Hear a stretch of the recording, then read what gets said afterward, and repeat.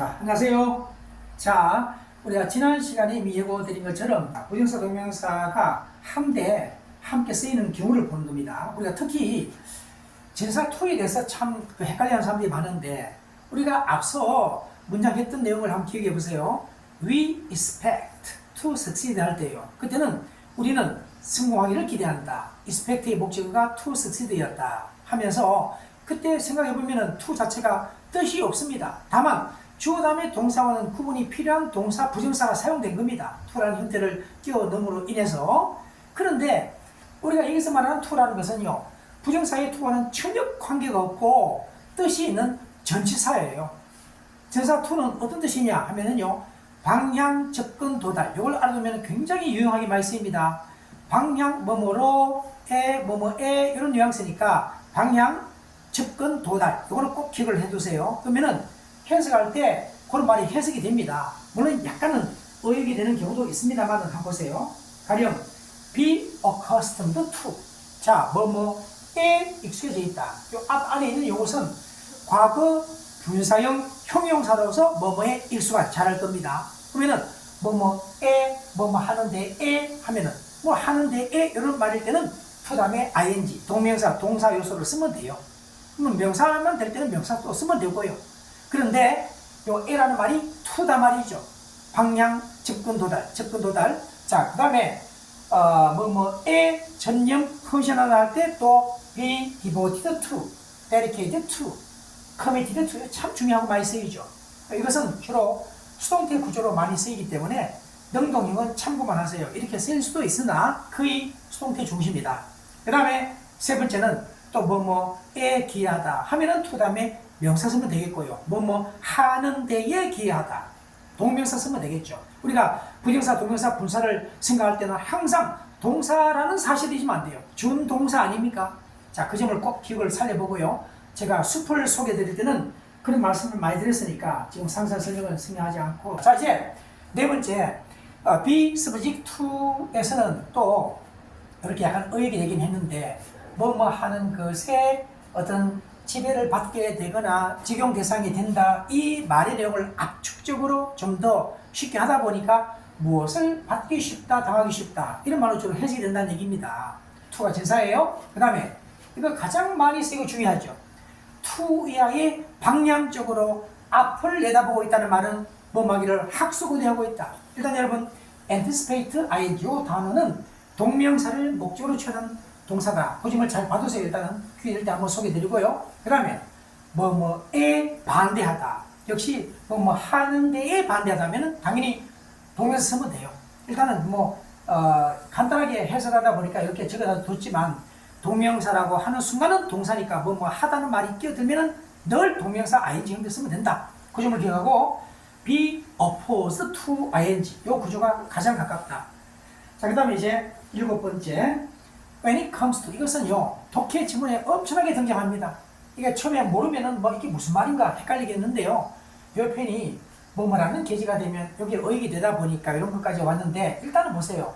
접속사 다음에 주어와 동사 있지 않습니까? 이 동사는 자동사니까 뒤에는 전명구 나오는 게 자연스러운 것이죠. 그래서 이 전체 덩어리가 뒤에는 동명사나 명사를 붙여서 뭐뭐에 관해서라면 with respect to, regarding, 이런 말과 비슷하게 쓰이는 그런 표현이 되는데 굉장히 중요합니다. 이거 활용 용도가 아주 높아요. 독해에서 특히. 그 다음에 with view to ing, for the purpose of ing 할 때 to 이하의 방향으로 어떤 마음의 어떤 감정이나 시선을 두고 있다는 말이 할 목적으로 라는 논리가 자연스럽죠. 이렇게 확인하고. 자, 이제 what do you say to ing 할 때 to 이하 하는 데에 대해서 뭐라고 말하겠는가, 이 말이 하는 게 어떻게 했는가라는 말로 우리말로 해석이 되어지는 거예요.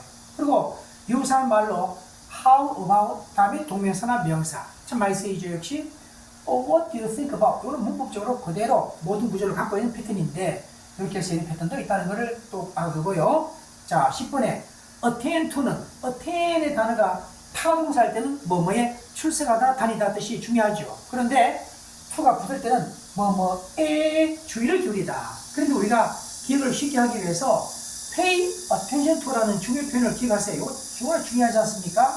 이때 to가 뭐뭐에 주의를 기울이다 전사일 수밖에 없으니까 이 품사가 동사할 때 어떻게 들어 달라지더라도 to가 호응된다는 말은 기본 원리는 이것과 마찬가지라는 것을 알아두기 바랍니다.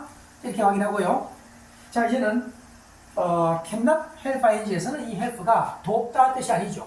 avoid입니다. 피하다의 단어 다음에는 동명사 나온다. 우리가 escape 할 때도 했었는데 피하다 계열은 다 동명사 나와요. 그런데 바로 나는 그녀의 제안을 받아주는 것을 피할 길이 없다는 말이 받아주지 않을 수 없다는 얘기죠. 그런데 중요한 게 have no choice but to 할 때 요 but 이것은 except입니다. 무엇을 제외하고라는 전치사인데 제사 다음에 부정사가 나오는 사례는 극히 드문데 이것만 일단은 특별하게 기억하세요.